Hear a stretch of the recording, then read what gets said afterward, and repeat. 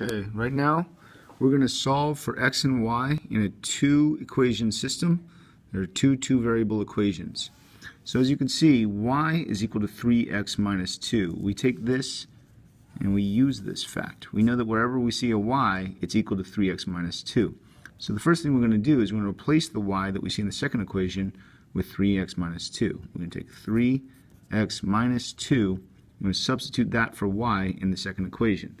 So the second equation becomes 5x minus 2 times the value 3x minus 2 instead of y. And then, so that's where the y is, and that's going to be equal to 2. Next, we're going to distribute. That means we're going to multiply this 2 through both parts. So it's going to become 5x minus 6x plus 4 equals 2. Now we're going to combine like terms. So we're going to add the 5x and the negative 6x is going to become negative x plus 4 is equal to 2. Now we're going to add negative 4 to both sides to get that out of the way. So we add negative 4 to both sides.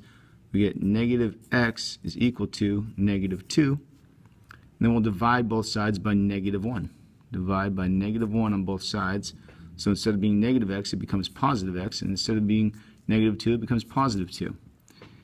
Okay, now we know that x equals 2. So we're going to substitute 2 in place of x for the first equation. So where I see the x here, I'm going to replace it with a 2. So now I get y is equal to 3 times 2 minus 2. What I did there is I replaced the x with the 2 because we know that x equals 2. Now we multiply, so that'll be 3 times 2, so now it becomes y equals 6 minus 2. Then we subtract y equals 4. So we learned that x equals 2 and y equals 4, so we're going to list the solution in coordinate notation 2, 4. And there's your answer.